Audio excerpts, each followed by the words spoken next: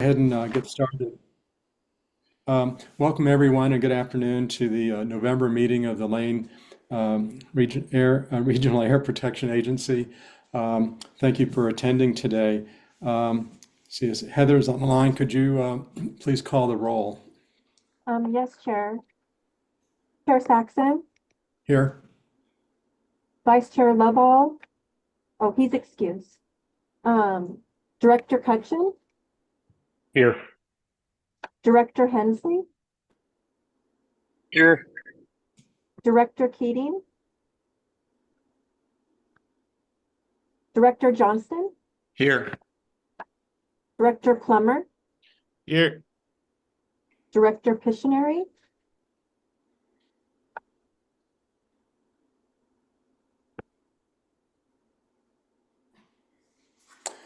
Okay, well, that's five is in attendance. As I mentioned, we do have a quorum for today's meeting. First item on the agenda is adjustments to the agenda. Does anyone have any adjustments to the agenda? Okay, seeing none, we'll move on to the next item. Next item is public participation.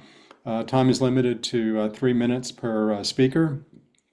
Are there any members of the public in attendance today that would like to comment on an item that is on today's agenda? Chair, there is no one online. Okay, all right. The records show that we didn't have anyone from the public commenting on a topic of today's agenda. Are there any members of the public that would like to comment on a topic not on today's agenda? No, Chair, there is not. Okay, we have no public comment today.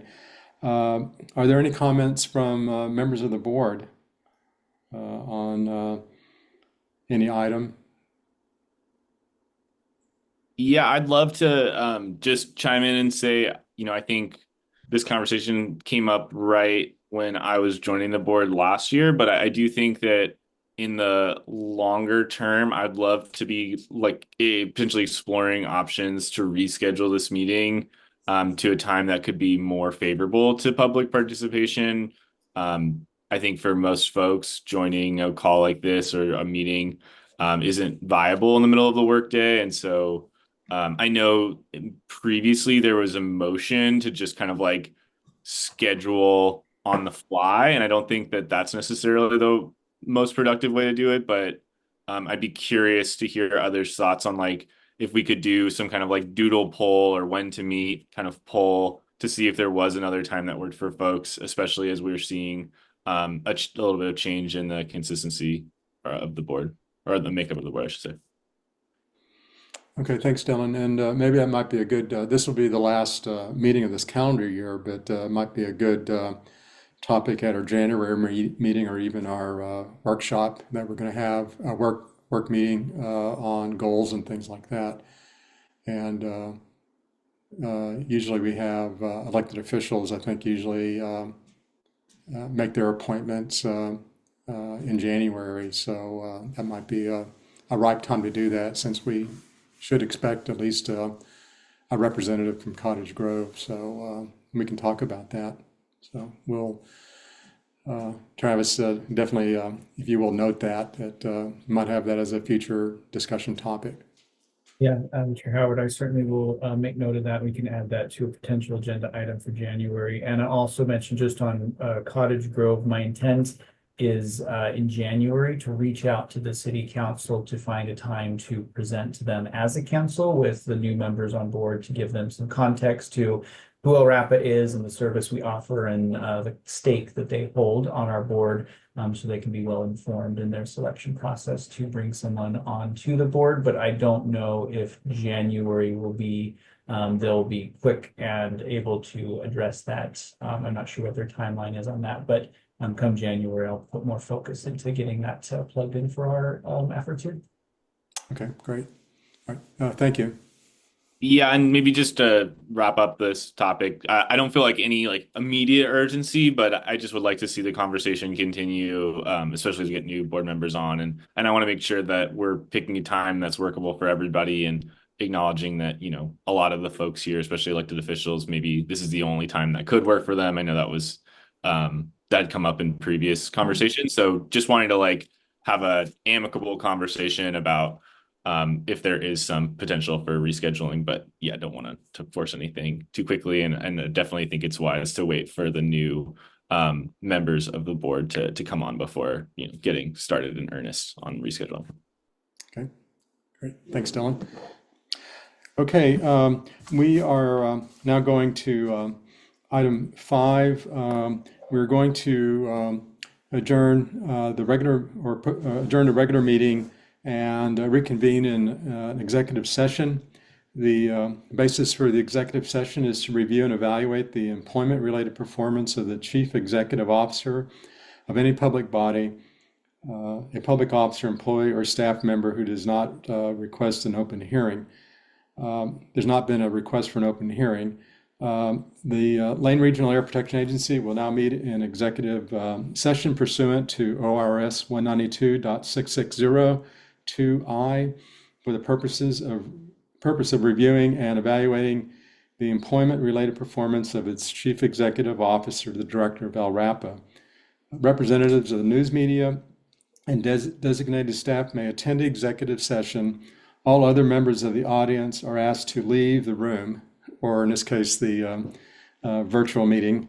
If any news media are present, would you please announce yourself and the news media organization you're representing? Heather, do we have any members of the news media in attendance today? Chair, not that I see, no. Okay. If representatives of the news media are present or will be, they're specifically directed not to report on any of the deliberations taking place during the executive session, except to state the general subject of the session as previously announced. There will be no final decisions made in the executive session. So Travis, are we going to continue using this Zoom conference, or? There is on the agenda a link to a Teams meeting that we will go into, and then this space will resume kind of open for the audience here, and then we'll return back to the Zoom meeting. Okay. Heather has an email that she, I believe, just sent out or is about to send out that has that specific link for us to transition into that Teams link, but it is on the agenda. I just Okay. sent it. Okay. All right. So we'll go ahead and conclude this portion of the meeting and reconvene in executive session. Thank you. Thank you. Ed, and okay, we have concluded the executive session, and we are now, LRAPA board is now back in public session. And so item on the agenda is the director's contract extension and modification. I guess the action is to extend or to determine the director's performance, whether he has met expectations, and to extend the contract to May 26, which is the current end date of the current contract. I would entertain a motion regarding the director's performance. So moved. Okay, so moved by Second. Second for Brian. second for Brian. Is there any discussion? Okay, if not, all in favor of the motion, say aye. Aye. Aye. Aye. Aye. Aye. All opposed? Okay, motion passes. Travis, thank you so much for your efforts with the agency, and we look forward to continued success. Thanks, Howard. Members of the board, I just want to express my appreciation and the trust that exists in someone who I do recognize is in the point I'm at in my career, I would say early and in a place where at times I do feel a bit out ahead of my skis, ahead of myself and my skis, but that is where the chats, conversations with you, Howard, as well as other members of the board and RAPA staff and managers from a technical capacity, and those who we brought in like Lori and helping me understand which direction is up so I can be more effective in serving the organization. I'm appreciative of that support, so thank you. Okay, great. Well, thank you, Travis. All right. We Howard, unless you need me for anything else. I don't think so, Blake. Thank you for joining us and making sure that we complied with all of the executive session requirements. So thank you for your time today. You're more than welcome. Congratulations, everybody. I'll talk to you soon. Talk to you soon. Okay, let's go ahead and move on to the agenda, if we will. Next item is the approval of the meeting minutes from the October 10th RAPA board meeting. Are there any, I guess, first of all would be, is there a motion to approve the minutes? I'll move that we approve the minutes from the last meeting. Is there a second? Second. Second. Is there any discussion, changes or amendments that are required for the minutes? Okay, hearing none, vote on the motion to approve the October 10, 2024 meeting minutes. Raise your hand if you're in favor. Aye. Or aye. Aye. Aye. Aye. All opposed? Okay, the motion passes. Financial report, item 9. Christina, are you joining us? Howard, actually, Christina has been gracious and has been willing to help out with Pinwis, which is underway. So she is actually in the exhibit hall helping with that. But her and I connected before this agenda item, and I am prepared to provide that update for the board. Okay, go for it. Heather, do you have this item ready to share on screen so we can look at it? So there's all reference of what we're talking about. I can grab that here. Yep, If you I do have it. If you'd like, I can pull it up. Yes, if you could share your screen. Thank you. Will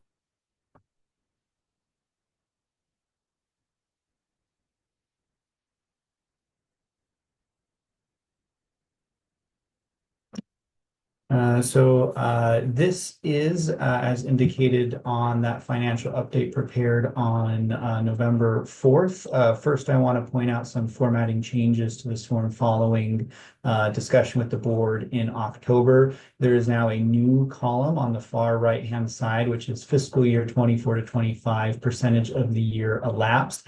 And the way to look at this information or interpret it is, as an example, looking under expenditures for the personnel services, that at 23% is where we are thus far in our budget for the year. And the 25% of the year has elapsed. So if you, Heather, could scroll down just to the bottom of this table here where there is more information on the, yep, right there, thank you. So the 2 asterisks there is indicating that if we are at 91% or we are close to what would be that 25%, so for the personnel services, 25% is above, or is 23% is within that 91% of the 25% or the quarter of the year that has passed. And so that indication of red is essentially saying that we are where we are expecting to be, but we are very close to that line of potentially being what would be over budget for the about how far along as the year has passed. So that is an update that was provided to this report from last year. Otherwise, our personnel services are still within what we should expect. None of those items are exceeding that 25% threshold. The closest item is personnel services under the grant fund, which is at that 25% expectation. Otherwise, we are still below a quarter through the year in terms of our expenses. So that is the information that I have to kind of share, and I'm open to questions or comments from the board.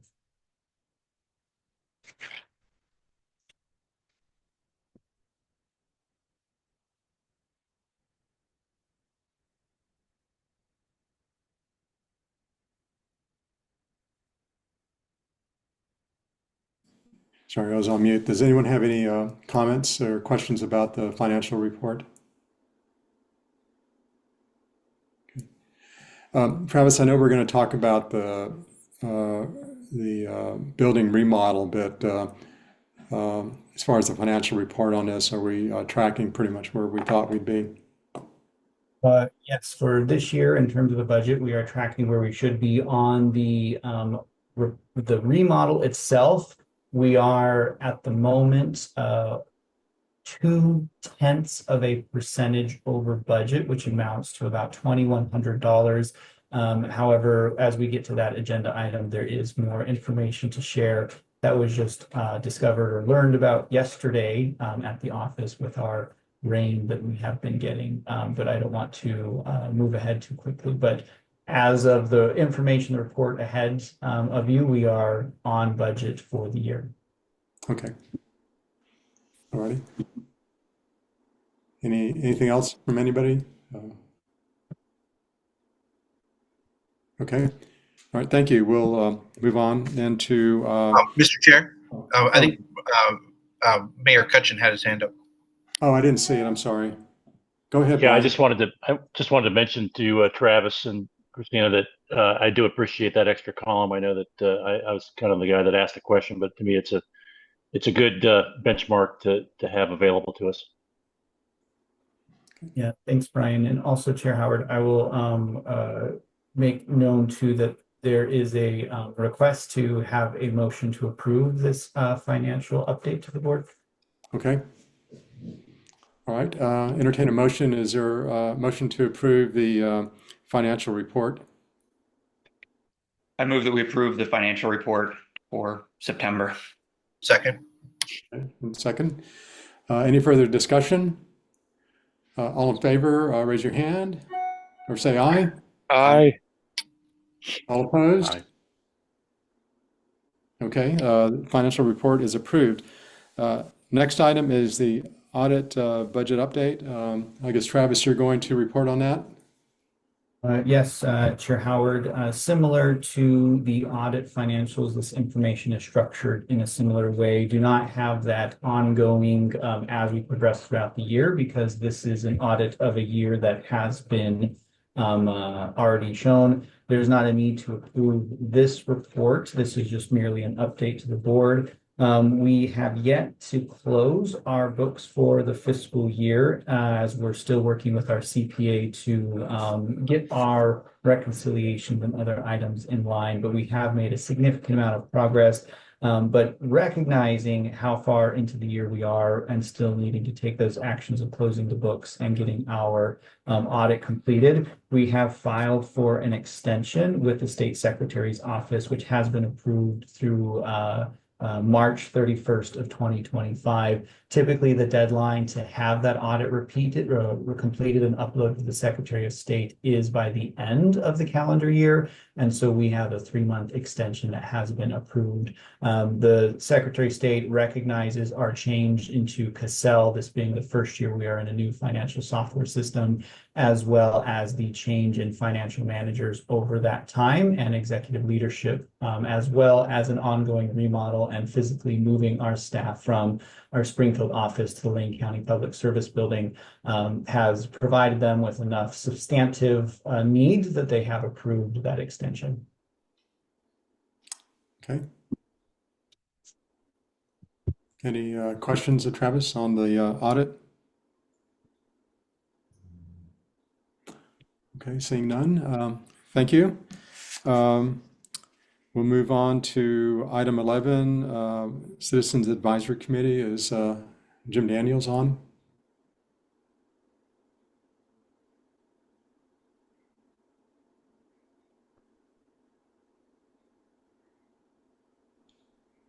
I don't see him. Let me check one more place.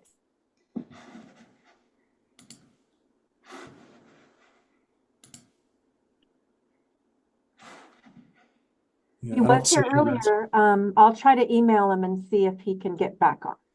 Okay. Okay, while we're waiting, let's go ahead and move on to item number 12, updates to Oregon public meeting laws. Travis? Yeah, Chair Howard, members of the board, this is something that Blake brought to my attention and felt that it was warranted, bringing before the board for you to understand some of these changes to the Oregon Government Ethics Commission that was updated following a public comment period in September 3rd of 2024. New rules have taken place that I do think have some impact on the board members themselves and the roles that you serve on this committee, this body, as well as some changes to RAPA's process. The first is a requirement under the OGEC for virtual executive sessions like the one that we just had. It is now required that if there is a virtual component to an executive session, that the media be extended that opportunity to participate in the executive session through that medium. The risk potentially there is it's more challenging to verify who those members of the media are, as well as others who may potentially be off camera but in room with them and privy to those discussions as well. So just highlighting that a potential risk to the organization does exist whenever virtual meetings or executive sessions are taking place virtually, and a recommendation from our representation that executive sessions be held without a virtual component to it. Another item that is important to bring up is for agencies such as RAPA with annual expenditures exceeding $1 million, members on the governing public bodies, in this case would be the board, there are some training requirements that are expected of those individuals, which includes essentially passing or participating in training that is put on by OGEC. In the staff report, there are some resources that I listed out of ways for the board members to receive this training and meet that commitment, which can be such as participating in a recorded webinar. And that this is a requirement that is not a liability that is held by the organization or the entity. So in this situation would be RAPA, but is a liability for non-compliance rests on individual board members. So that is something that I think is warranted to bring to your all attention for new requirements that came into effect in September.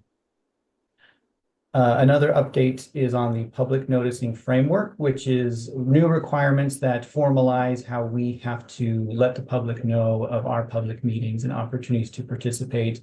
After reviewing those requirements, LRAP is already meeting those expectations, so that will not warrant any change to our approaches.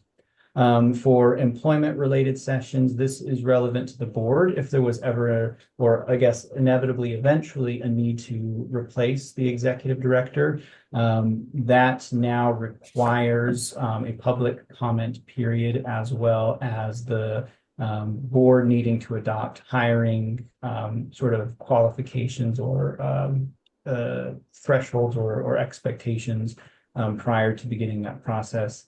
And then the last update that's worth noting is some public access and grievance processes, which is how LRAPA needs to respond to any of our grievance that may have been filed and our commitments to get that back to the state in that particular situation or hypothetical, as well as items like these gatherings need to be made available in real time through electronic means. Such as a Zoom meeting, as well as taking items like publishing them for accessibility later on, which are commitments that LRAP is already meeting. So that's just an informational share out that I wanted to bring to the board for your awareness, and then of course any discussion or direction that may follow. Okay. Any comments from the board on this? Travis, what's the, do you know the duration of the training that each board member will have to take? And what is the deadline for that? I do not know the deadline, but the training is a 60 to 90 minutes webinar is what they have available either through live sessions or through recordings that exist on their website. As far as deadlines or commitments, that is a good question, but I do not have that known right now. Okay. Matt? I think Michael had his hand up first, and I'm still Oh, I'm sorry. formulating my thoughts, but I do have a question, Chair. Thank you. Go ahead, Michael. Yeah, thank you, Chair.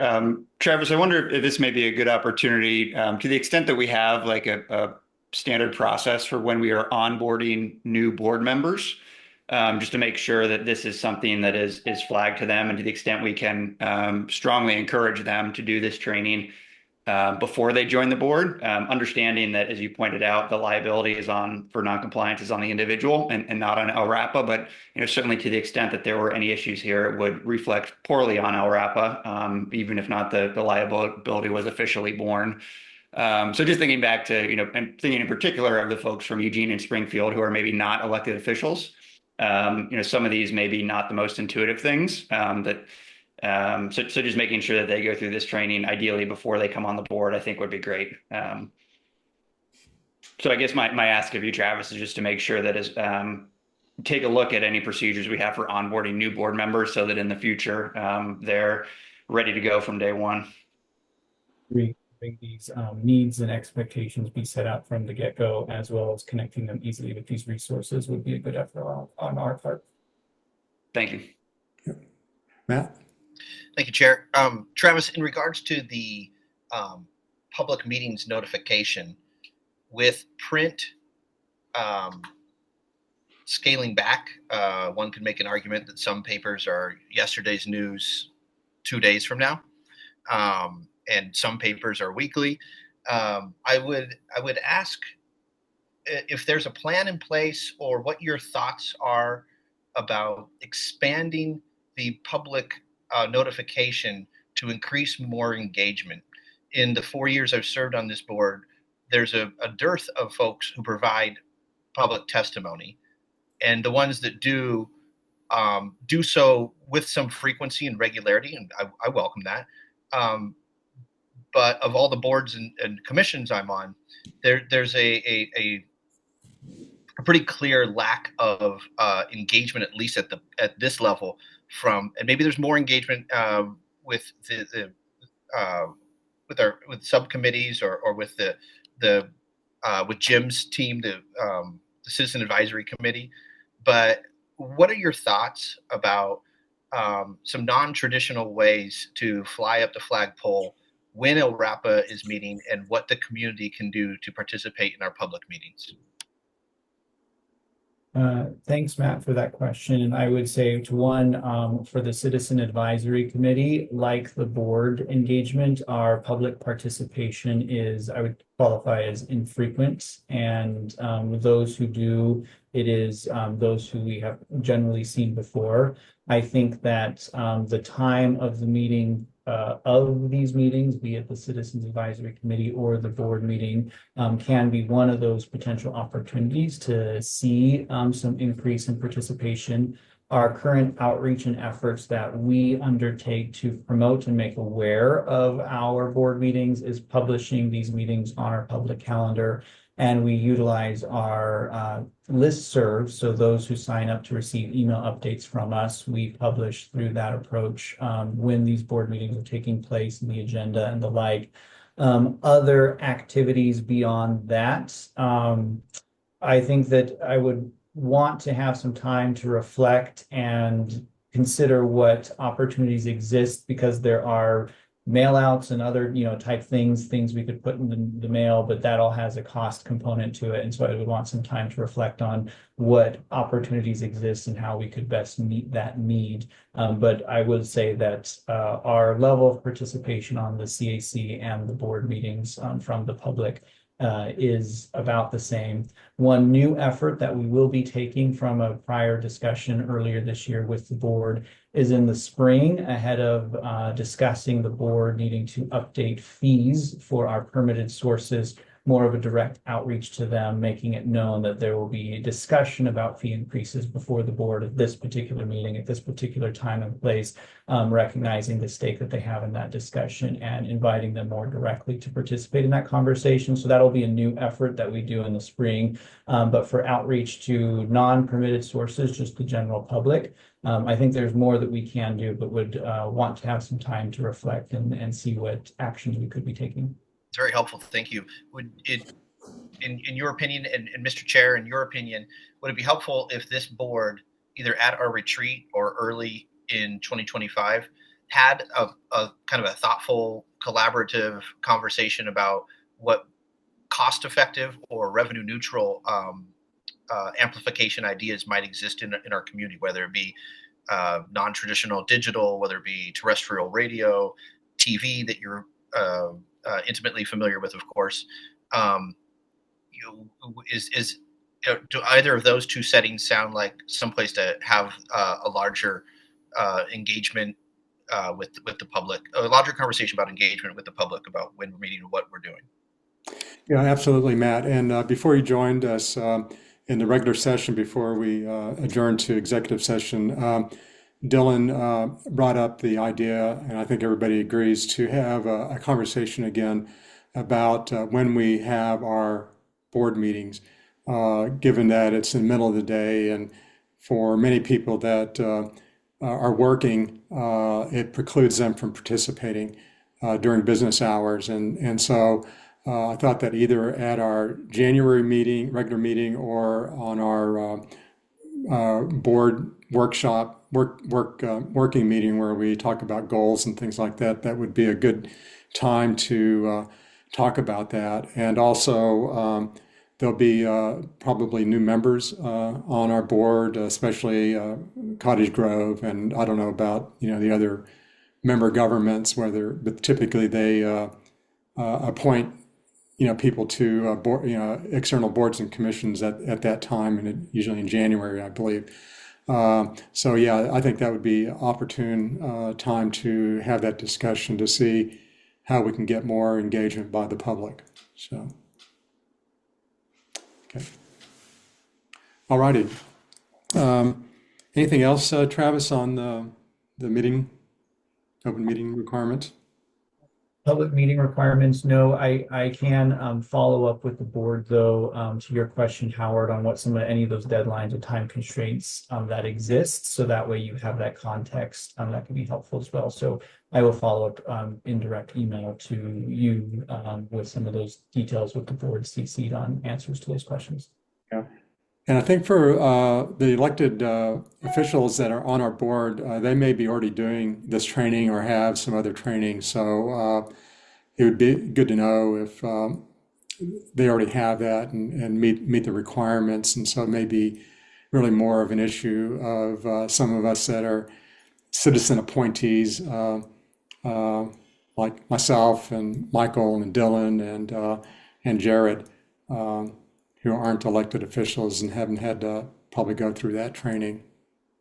I do know that the training, because it is based off each individual, so if someone serves on multiple boards that would be meeting that $1 million revenue threshold, that one training will meet that need for those different requirements. And then that training does have a timeline that is like effective for that individual needs to make sure that they're renewing when the time is needed. But those specific details, I'm regretting that I didn't have that forethought on that question to include here, but I will get that information and follow up to you all on it. Okay, sounds great. Thank you. Anything else on this topic? Okay, well, we'll go back to, I see that Jim Daniels is online now. So we'll go back to item 11, Citizens Advisory Committee. Jim, thank you for joining us. Sure. So in our last meeting, we took a preliminary look at the survey of permitted sources.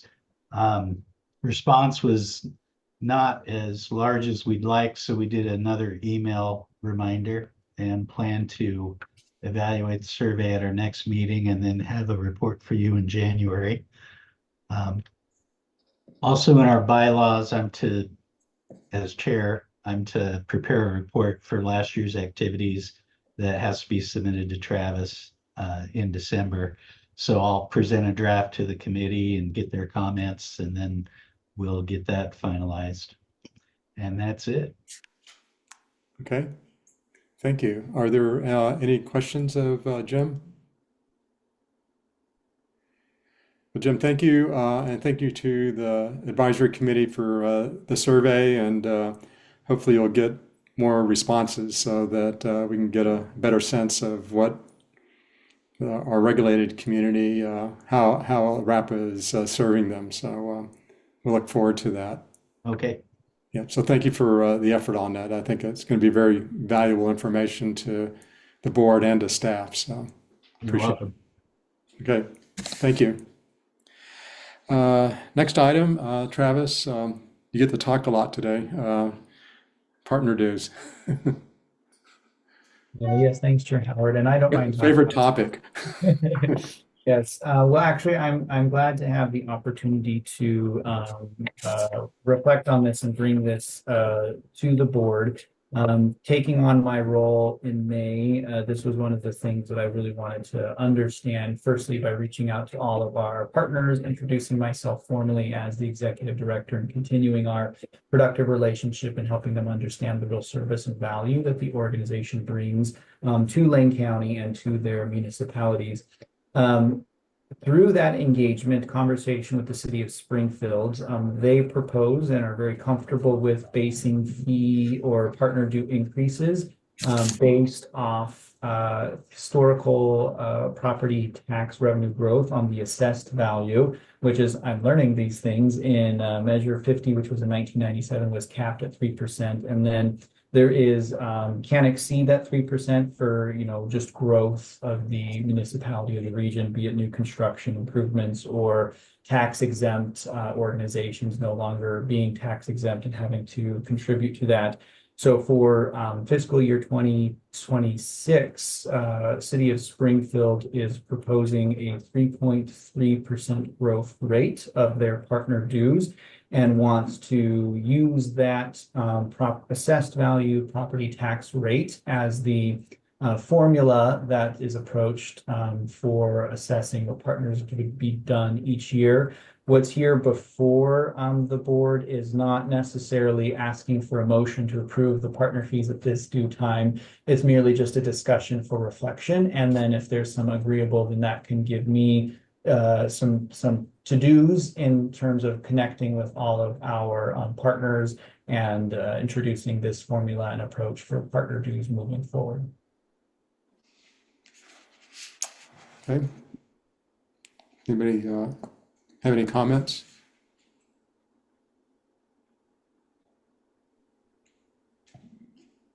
I will just quickly remind the board that in the spring, the board does pass or approve the partner dues, and then through our intergovernmental agreement, we have to communicate that to the municipalities or the partners, including Lane County, by April. That is sort of the latest we can do that. My approach will be the moment it is passed, which will be in early 2025, assuming the board is agreeable to carry that forward, and then work with each partner individually on their timeline requests for invoicing, as the invoicing is also described by our IGA, but it provides us with flexibility to be flexible with our partners. So I'll just provide that context as well. Okay, Brian?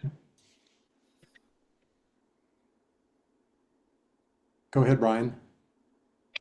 Yeah, just a question, Travis, as you dug into this. The annualized growth rate seems like it would be different for each community. Is that the feeling you're getting?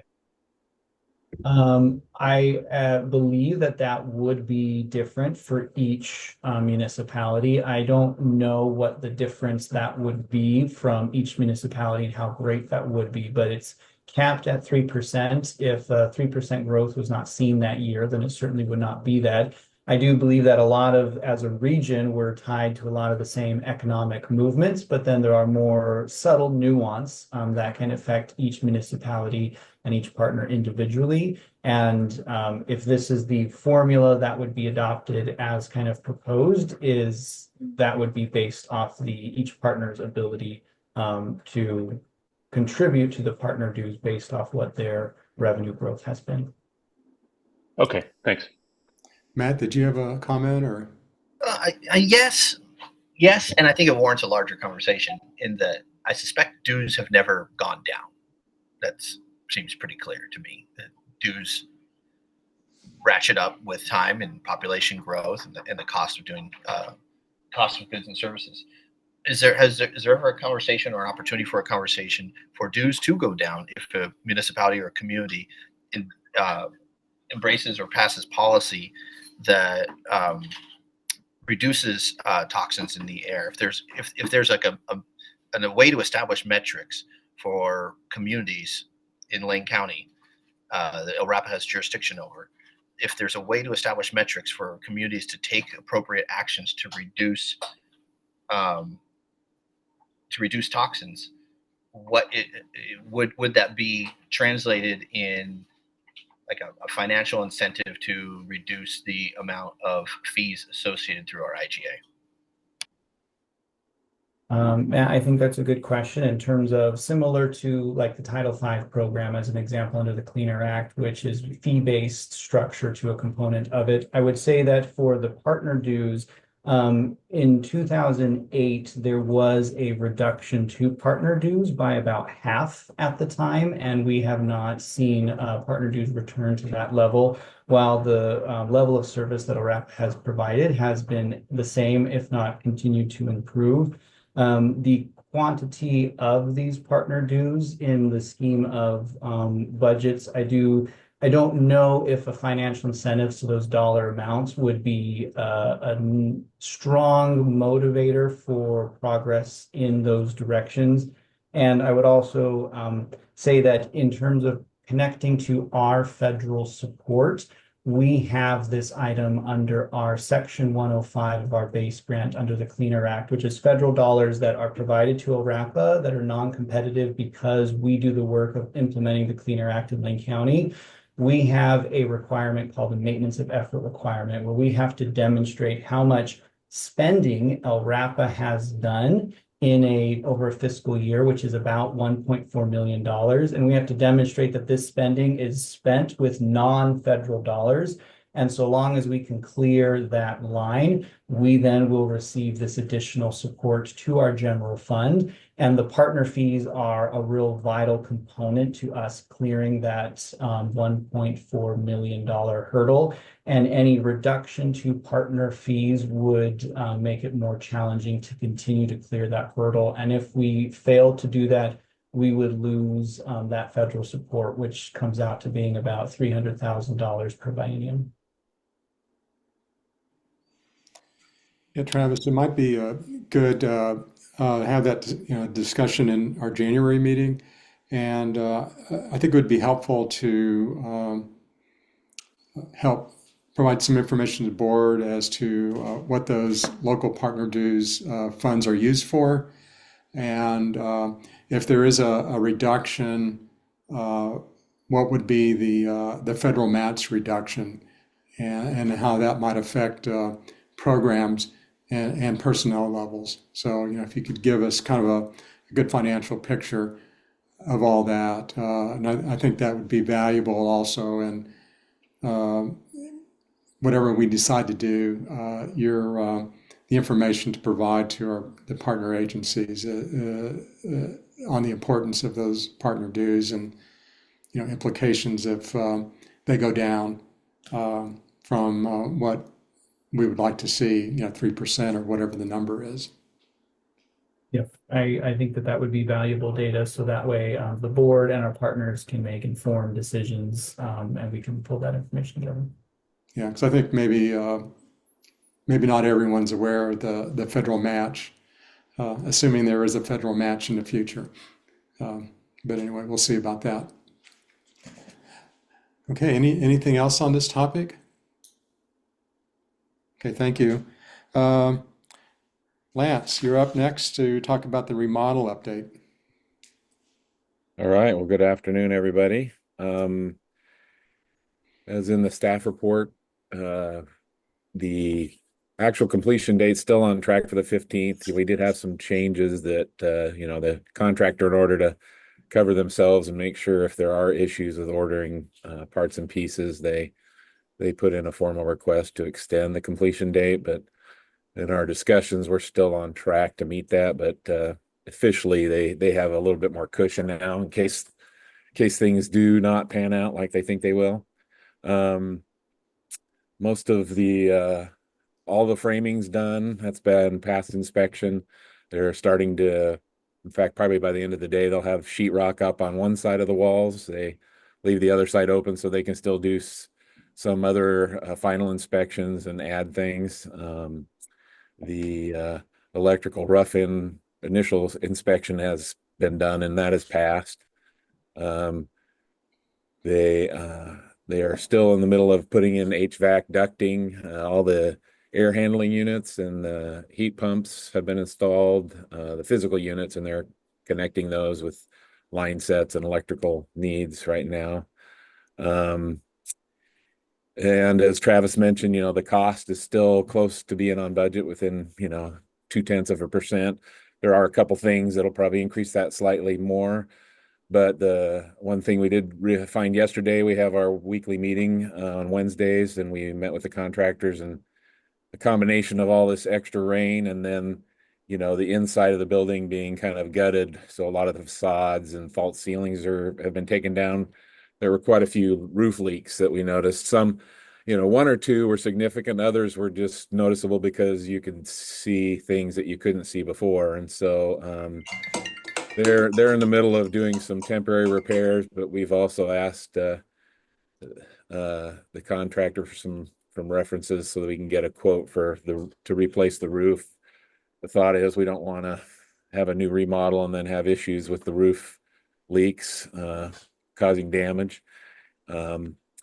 It's technically a maintenance item that we were planning on doing in a couple years. Hopefully we can get a few more years out of the roof. It's not been quite 20 years since we replaced it, but it may be better to move that timeline up and add it sort of to this project. It wouldn't officially be part of the remodel, but it would be a maintenance project we would need to do before we were planning on doing it. Initially my seat of the pants estimate, that's probably going to be like a $35,000 to $40,000 item. So we're waiting for some official quotes, and then we'll get together with Travis and the management team and decide the best course of action. But I think we're in preliminary discussions. We're kind of leaning that way, that it's something that's just needs to be done and was planned to be done, but we're just gonna have to do it a little earlier.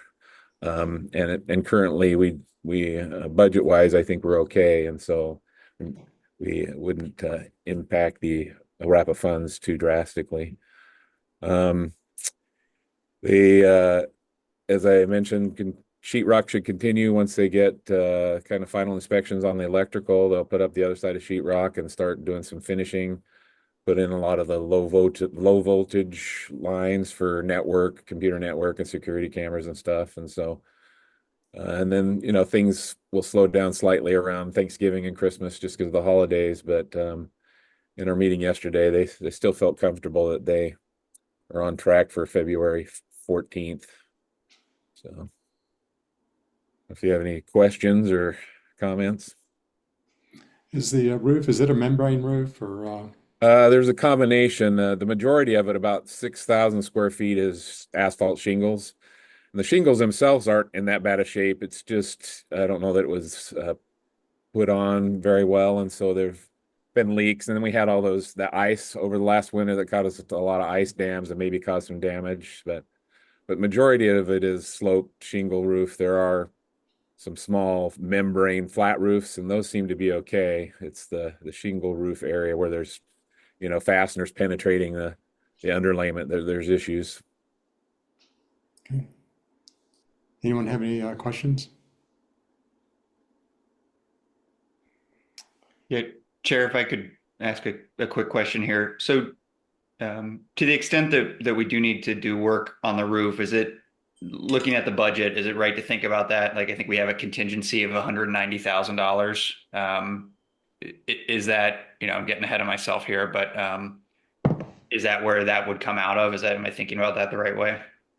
Well, I should speak for Christina or Travis here, but I know we are already going to have to do a supplemental budget. But there are areas in the current budget that we're, have underspent significantly that we can probably pull from. But there is also that contingency that we put in there, knowing that we wouldn't be right on budget. So the funds are there. It's just deciding probably really where we want to pull them from. I would add to that, Michael, that because this is something that from a maintenance perspective, this is seen and known and planned, and is not something that was in the initial scope of what this remodel entailed, that I think that the approach is to look at this as maintenance that was planned for future years that we're wanting to accelerate to this year, as opposed to a change or deviation to the scope of the remodel. Just merely this is something that's been identified because it's raining and we happen to be through this remodel. So I think that that's the approach that I'd want to take in addressing this. But so it's just a matter of on the sheet where you're looking to for those numbers. And the first step is getting a little bit of an understanding of what that potential cost would be, and then reflecting on our procurement requirements and what we need to do there, and making sure that we would be going out for bid if needed in an appropriate way and manner. But I don't see this being something that would likely be considered as a change order necessarily to the remodel work that's taking place already. Got it. Thank you. And then a second unrelated question, Travis, how is morale in the temporary space? I know it's maybe suboptimal is the word to use, but is everyone, they see a light at the end of the tunnel? Or how is everyone hanging in there with the temporary office space? I would say that we're really appreciative to the opportunity to utilize the space from the Lane County Public Service building. Lane County, I think it was great that this was available and that they were interested and comfortable enough with us coming here, because we all have Prox card that's sort of getting behind their sort of side of the aisle, so to speak, in public access. But it is kind of a lower level in a space that for about 2.5 years was vacant and not used. And so there was just kind of some general degradation of the environment. Lots of us very much looking forward to coming back to Springfield. And if there's any delay to that timeline, we will all be remissing that delay or wishing that that wasn't so. I do have plans as we get into December for us as a group to go over to the Springfield office, and, with the contractors aware that we're there. So safety and things can be kept in mind, but an opportunity to explore, to see what it looks like where it's at right now. And I think that will be a good opportunity for people to see that how far along the project has progressed and recognize that it's not too much longer, ideally, before we'll be moving back. It's a really good idea. With respect to the roof, would if the decision's made to replace the roof, which may be prudent since you don't want any leaks on the newly constructed facility there, if it's a $35,000 item, does that require board approval, or is that something that, as director, you can initiate as a repair? Yeah, so that falls under Title I, which is our procurement title. And if it was around that ballpark, that would be an item that we would not have to bring that before the board. However, we do have the board needs to be aware of this change, because there would be a supplemental budget that would likely come to account for that, because our expenditures for the fiscal year have already been approved. And if that would to exceed any of the categories, that would warrant a budget change. And so making sure the board is aware of that and comfortable with that before taking action would be an important part of that process. Okay.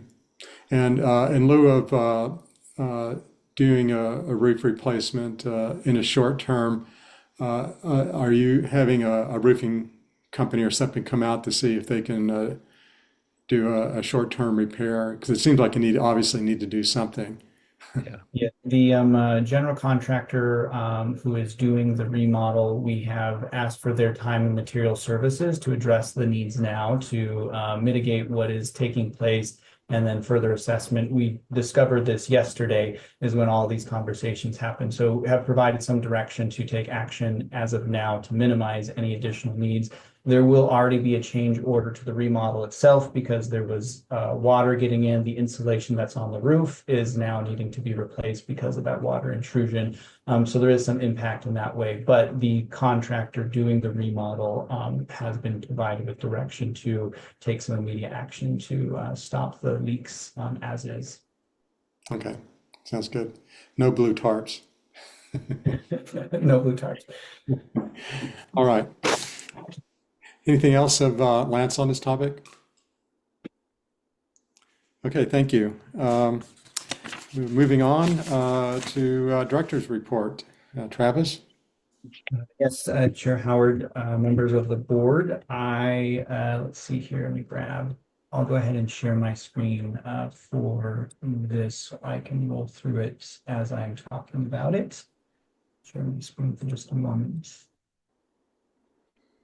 All right, so we are, from an air quality perspective, heading into what is the stagnant air time of year for the Willamette Valley and for Lane County. Are seeing some days in the moderate level on the AQI, primarily driven from our morning inversions where it's just foggy gray, and Homewood heating has a component to that, as well as outdoor burning and all the other emission sources across the region. So usually as we get into December and into January, we start to see this sort of stagnant period of the year move on, but November is the time when we see our moderate air quality due to wintertime air quality levels. There's just the charts for the air quality over the last 15 months. A look at some of the complaints that we have received throughout the month of October, ending on October 31st, with mostly smoke complaints, a few industry, and then some miscellaneous complaints for a total of 57. And then the box below that, just comparing to prior years, where we are seeing uptick in our complaints, and will probably amount to where we're at for 2023 with around that upper 500 level.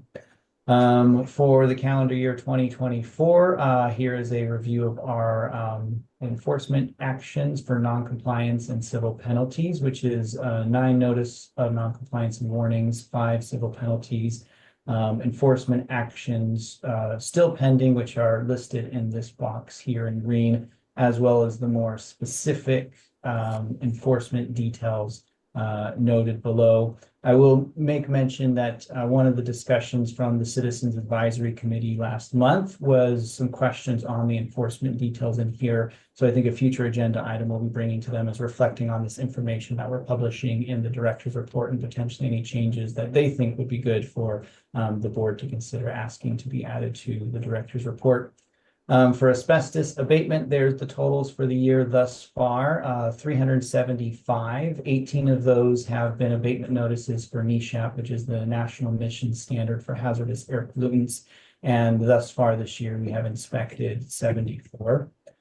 For our permitting, total issued permits year to date has been 49. We have 1 permit that is placed on public notice, which is Kingsford Manufacturing. That will come off public notice here in just a few days on November 18th.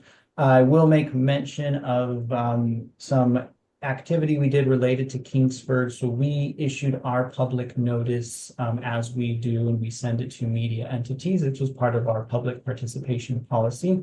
And not always does the media entities respond to that outreach and that indication of our public notice. But for the Kingsford public notice, the KMTR and KVAL news studios did run a story about it, and there were some factual inaccuracies in the story that provided a sense to the community, I would say, that there was more creation of air pollution and a reducing of controls to that air pollution. We received a significant amount of public comments indicating that that was the belief of what this proposed action taken by RAPA was. So in response to that, we held a public informational session earlier this month, which took place. What day was that? I have the details here. It was a couple weeks ago, 2 weeks ago, and it was just an informational session. We put together a presentation about what Kingsford does from a manufacturing perspective, walk through what the permit changes are, and try to provide more data, more information to correct any misconceptions that may exist. Also reached out to the news director of that newsroom asking for a correction story, which they did run. I think that event went pretty well. It was well attended. We had some good questions, and I think that the community has a better understanding of what the permit changes to Kingsford are, as well as the source itself. I think was appreciative of the opportunity to have some of those misunderstandings to be corrected. Presented at the Eugene Rotary Club, myself and our public affairs manager, Matt Sorensen, in early October. We participated at the USD Clean Fuels community meeting that was held by Beyond Toxic and the Active Bethel Neighborhood Association. Throughout October, myself and Matt Sorensen met with a number of different elected representatives, specifically county commissioners, as well as some representatives and senators who have jurisdiction that connects with Lane County as listed there. Connected with our Cottage Grove city manager, Mike Sorensen, again, trying to make sure that Cottage Grove understands that we're here so we can be ready and prepared to provide a presentation to the council so they can have an understanding of their stake at the organization and appoint someone to our board. The Lane County Community Wildfire Protection Plan is a meeting that Lane County is taking off to update the wildfire urban interface. Our stake in that meeting circle is, of course, on the smoke and what do we do to communicate smoke when smoke is happening locally.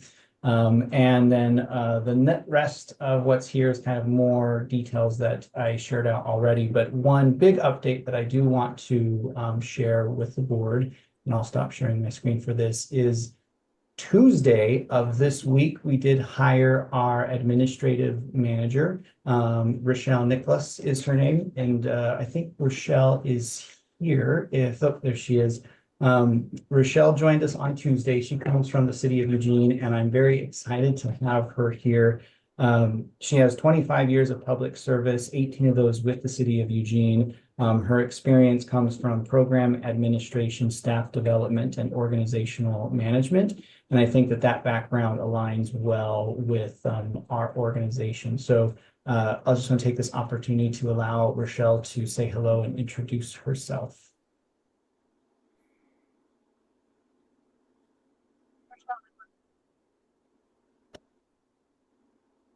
Oh, it sounds like, Rochelle, that maybe your camera and microphone are also having some challenges plugging in, unfortunately. I see you're off mute and I can hear you speaking, but we're not hearing you on the screen.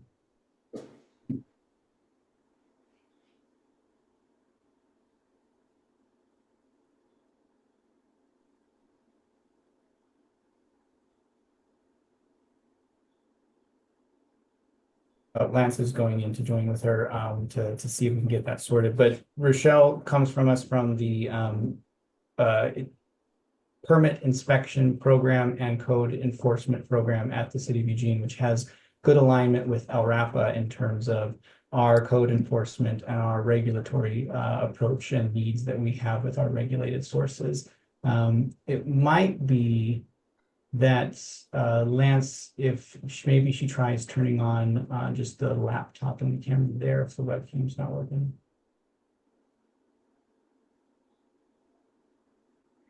While we're waiting, Travis, are there any staff vacancies that you're still looking to fill, or are we pretty much up to full strength?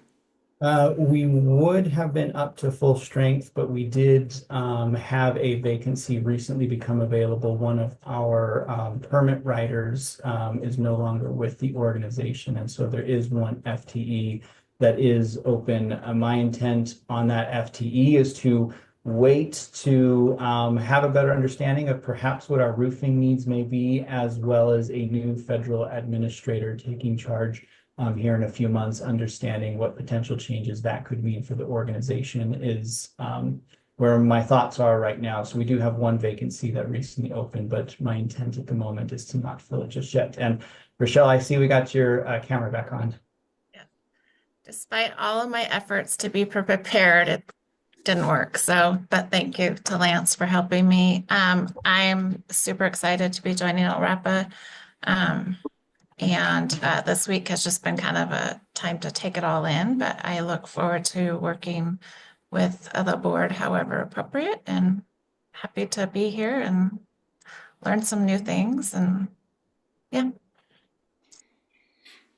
Well, welcome, Rochelle, and we look forward to working and with you. And I know Travis is looking forward to getting the help he needs. So anyway, welcome. Briefly say that the help that has come on, like from Matt, has been a wonderful help and assistance, and I've learned a lot even from him and his background. And I think Rochelle has a real deep background, and for myself in my role, the more who have deep experience that I can go to and say, what do you think? What are some recommendations that you have? Help me understand so we can make a good decision. I'm really appreciative of that resource, and I think Rochelle brings a significant amount of that resource to the organization and to myself. Great. Travis, has the environmental justice grant, has that been awarded? Is that off and running? Yes, that is. We have our terms and conditions set with the EPA. That took place in late September. Actually, September 30th is when we got that terms and conditions set. We have signed our sub-award agreements with South Willamette Solutions, as well as with Lane County Public Health, which is another sub-award to do a health and morbidity study. That engagement with Lane County Public Health and OHA is already underway. And the first cohort to do some home interventions under this grant is planned with South Willamette Solutions, the nonprofit in Oak Ridge, implementing this grant to take place in early next year. It'll be a small cohort of like 1 or 2 homes to see how, from an administrative perspective, this interventions and these dollars came from here versus our other interventions that go from our targeted airship grant, making sure those systems are aligned. But yes, we're plugged and underway. We will be here in the next couple of weeks issuing a RFP for a contractor to help with some of the facilitating of this work, as well as put together a best practice toolkit of how the Oak Ridge Air Program up in Oak Ridge was formed, and provides hopefully some tools and some insight to other communities to potentially adopt some of these approaches in their own regions. Thank you. Are there any questions of Travis on his report? Michael? Yeah, thank you, Chair. I just wanted to commend you, Travis, as well as some other folks on the team. Looks like Matt and Beth. You kind of glossed over this, but really a tremendous quantity of visits and media outreach that you've done in the last month. So I think well done meeting with the commissioners, the representatives, and as well as being at some of these community meetings. I think it's really great and really important to have RAPA so visible with our elected officials, as well as opportunities where if the public isn't coming to us, you're going to them and being present at those meetings. So well done. Really appreciate those efforts from you and the rest of the team. Thanks, Michael. I appreciate that. And a quick comment and response I have, and this gets to Matt's point of how might we be able to solicit more participation in our public meetings and public spaces. I do think that with more capacity and time and energy that could be put specifically into public outreach and public affairs, which was limited in scope and capacity of me to do, especially over the last year and a half. We have more capacity in that space. And so I do think that as we are able to get out there and make more of a presence of ourselves just known as an agency that serves Lane County, that will warrant interest, understanding of who we are. And I do think more participation in our public meeting spaces. Okay, great. Anyone else have anything for Travis? Well, that concludes our agenda. So if there's nothing else, we will stand adjourned. We don't meet normally in December. Travis, there's not any intent for us to meet, I believe. I don't think there's anything pressing that would require that, hopefully. So wish everyone great holidays. A lot of holidays coming up. So however you celebrate those, I wish you have a happy holidays. And with that, I'd entertain a motion to adjourn. So moved. Okay, moved by Matt. Second Second. by Michael. I guess there's no discussion on that. So all in favor of adjourning, say aye. Aye. Aye. Great. All right. Great. Thanks everyone for your time today. And again, have a great rest of the year and be ready to get busy in January. We have our regular meeting and then our working meeting. So I guess there'll be more information coming out about that, Travis. So, Yep, we'll connect and communicate between now and then. okay, great. All right, everyone. Well, thank you, and I'm sure we'll be in touch as the need requires. So anyway, take care, everyone. Thanks, Yeah. everyone. Yep. Thanks, Howard. Thanks. Bye.